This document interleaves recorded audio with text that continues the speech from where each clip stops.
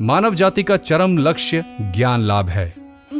मेरे परम पुरुष, परम ज्ञाता, परम गुरु श्री कृष्ण, उनके चरण में मेरा कोटि कोटि नमन। और मेरे प्यारे छात्र बंधुगण, दोस्तों, आज है गुरु दिवस। आज का बहुत अच्छा दिन है। आज के दिन को हम डॉक्टर सर्वपल्ली राधाकृष्णन, उनके जन्मदिन को हम आज गुरु दिवस रूप में मनाते हैं। बहुत अच्छा चीज़ है। और दोस्त देखिए, जो आज के दिन हम स्मरण करते हैं, वास्तव में एक दिन स्मरण करने से ये काम नहीं चलेगा। हमको इस चीज़ों को अपने ज़िंदगी में हर दिन ही उतारना पड़ेगा, हर दिन ही गुरु को स्मरण करना पड़ेगा। क्योंकि आज के समय में गुरु की बहुत कमी है। क्यों कमी है? आप बोलेंगे कि भाई मैं तो स्कूल जाता हूँ, स्कूल में तो बहुत सारा गुरु है, उसमें कमी क्या है? हर दिन तो गुरु रिक्वायरमेंट होता है स्कूल में, तो कमी कहाँ आ गया? मेरे दोस्तों, मैं आज समझाऊंगा कि वास्तव में गुरु कौन है और शिक्षक कौन है। तब आपको समझ में आ जाएंगे कि वास्तव में गुरु की दर्जा कितना ज़रूरत है संसार को। Sarvepalli Radhakrishnan as a philosopher, as a educationalist, as idealist, दर्शन शास्त्र में बहुत अगाध पांडित्य उनके, एज मिशनरी, एज विजनरी। उनका जो भविष्य देखने का जो उनका जो सोच बहुत आगे चल गए थे। उनको समझ में आ गया था कि आगे कुछ साल के बाद गुरु की बहुत संकट आने वाली है। उनके छात्र गए थे कि गुरुदेव, हम चाहते हैं कि आपके जन्मदिन को मनाते हैं। तब सर्वपल्ली राधाकृष्णन ने बोले कि ठीक है, मनाओगे, कोई बात नहीं, मनाओ, मेरा कुछ कहने का नहीं, मनाओ, पर मेरा ये जन्मदिन को गुरु दिवस के रूप में मनाना है। मेरा नहीं, गुरु दिवस। वास्तव में जो गुरु है उनको पूजा करो, उनको ढूंढो कहाँ पर है। उनको दिख गया था कि पहले बोल रहा हूँ कि वो एक भविष्य दर्शित है। वो भविष्य को देख पा रहे थे कि वास्तव में आगे संसार में गुरु की संकट बहुत आने वाली है। तो इस चीज़ के लिए भी बोल रहे थे कि मनाओ, कोई बात नहीं, पर उस दिन को गुरु दिवस रूप में मनाना है, क्योंकि उस दिन समझाना है कि गुरु कौन है। यदि आप समझा दोगे, कुछ तो परिवर्तन जरूर आएगा। कुछ लोगों के अंदर कुछ तो ज्ञान आएंगे, वो गुरु को ढूंढेंगे, और कुछ लोग तो अपने अंदर गुरु की एक इच्छा को जागृत करके गुरु बनने की काबिल बनाएंगे। मेरे दोस्तों, मैं समझा रहा हूँ कि गुरु कौन है, शिक्षक कौन है। देखिए, एक बात समझिए कि संसार गुरु को कैसे देखता है और हमारे शास्त्र गुरु को कैसे देखता है। संसार, हमारा कल्चर ऐसे देखता है कि संसार बोलता है कि जब एक बच्चा पैदा होता है तो इसका पहला गुरु कौन है? उसका माता। बच्चा भी बड़ा हो गया, शरारत हो गया, उसको स्कूल छोड़ना पड़ेगा, पढ़ाई करेगा। जब स्कूल जाता है, उसका दूसरा गुरु कौन हो गया? उसका शिक्षक, उसका टीचर। अभी क्या है कि उसको थोड़ा समझ में आ गया कि संसार क्या है, ये है, ये है, ये है। तब उसको समझा जाता है कि तीसरा गुरु है। अभी कौन है? भगवान। तुमको भगवान के पास आना है, वो तीसरा गुरु हो गया। पहला कौन है? माता। दूसरा कौन है? टीचर। तीसरा कौन है? भगवान। ये तो संसार की अपना कुछ सोच के हिसाब से वो कहानी बना दी।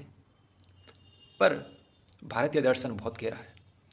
भारत दर्शन को जो समझ गया, उसको और कुछ समझने की ज़रूरत नहीं, क्योंकि भारत दर्शन अपने आप एक दर्शन है, अपने आप एक ज्ञान है, अपने आप एक सब कुछ है।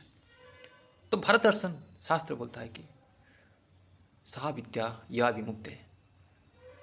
विद्या ऐसा है कि जो आपको मुक्त करा दे। अर्थात ये चीज़ कहने का कारण ये है कि हर आदमी के अंदर दुख है, दर्द है, वो तड़प रहा है, हर क्षण दुख दर्द में तड़प रहा है। जीवन का लक्ष्य शांति कैसे मिलेगा? जीवन का लक्ष्य शांति कैसे मिलेगा? जब दुख से हम परे चले जाएं। तो शास्त्र बोलता है कि दो विद्या, एक है विद्या, एक है अविद्या। अविद्या जो है वो इधर साइड है। मान लीजिए कि एक नदी है, नदी के एक पार अविद्या खड़ा है, नदी के दूसरा पार विद्या खड़ा है। अर्थात दोनों ही अपोजिट है। विद्या आपको मुक्त करा देगा, इस समुद्र को, ये नदी को पार करा देगा। अविद्या आपको किनारे खड़ा करने के लिए बना देगा। अर्थात ये चीज़ कहने का कारण है कि विद्या कोई गलत चीज़ नहीं, पर समझना है कि विद्या क्या है, अविद्या क्या है, किस चीज़ को किसी रूप में प्रयोग करना है। विद्या ये है कि जो आपको इस दुख दुनिया में, जन्म मृत्यु दुनिया में पार करा दे। और ये चीज़ करने के लिए जो आपको सहायता करता है, जो आपको आगे बढ़ाता है, वो है गुरु। समझ में आ गया कि आपको जो दुख दर्द जन्म मृत्यु जरा व्याधि से आगे ले जाए, वो कौन है? वो है गुरु। दूसरे किनारे किनारे कौन खड़ा है? अविद्या। अविद्या अर्थात आप शरीर को कौन बचा के रखेगा? भाई ये शरीर बचेगा तब जाके गुरु आपको शिक्षा देंगे, ज्ञान देंगे, तब जाके आप इस जन्म जरा व्याधि से ऊपर जा पाएंगे। तो अविद्या आपको शरीर को बचाने के लिए मार्ग दिखाता है कि आप कैसे इस समाज में जिए, अपने शरीर को कैसे जीवित रखें, खा पी के स्वस्थ रखें। ये अविद्या का काम है। अविद्या बस इतना ही करता है, आपको स्वस्थ रखता है, शरीर को कैसे यहाँ पर रखना है और ज्ञान अर्जन करके आगे जाने के लिए क्या करना है, ये शरीर अविद्या का काम है। अर्थात भौतिक ज्ञान जो हम आज के समय में पढ़ते हैं, science, arts, commerce, physics, chemistry, math जो भी पढ़ते हैं, ये वास अविद्या है। इससे हमको क्या समझ में आता है कि शरीर को कैसे यहाँ पर स्वस्थ रखना है। स्वस्थ रखेंगे तब जाके तो हम आगे चल पाएंगे। इतना है अविद्या का काम। आप बोलेंगे कि अविद्या क्या बोल रहे हो? नहीं, अविद्या इसलिए इसको बोला गया कि विद्या विद्या तो शाश्वत है, वो तो रहेंगे, ये हर आदमी के लिए पॉसिबल है। अविद्या क्या होता है? अविद्या कहने का मतलब है कि आपके पास जब विद्या नहीं होंगे, सिर्फ अविद्या होंगे, विद्या नहीं होंगे, सिर्फ अविद्या होंगे, आप अपना ज़िंदगी को समझ नहीं पाएंगे। जो भी करेंगे वो गलत होगा। क्यों गलत होगा?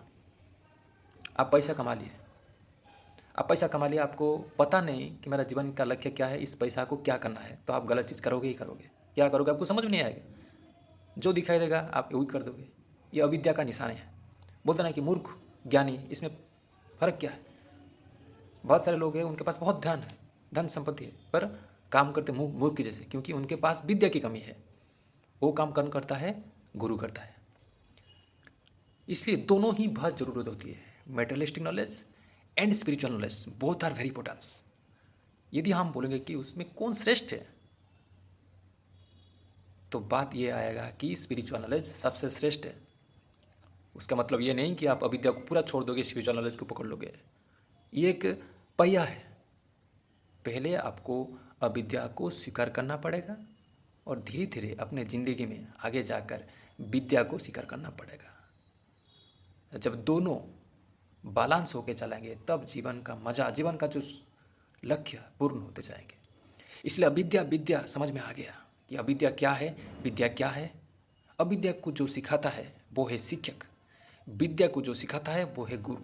इसलिए इस किनारे में अविद्या रहता है और उस किनारे में गुरु रहता है। तो इसलिए गुरु को ढूंढना बहुत ज़रूरी है। विशेष करके आज के समय में युवा पीढ़ी भटक गया है, युवा पीढ़ी पूरी तरह से भटक गया है। उनको सही मार्ग देना, सही राह देना, सही जीवन देना एक गुरु की काम होती है।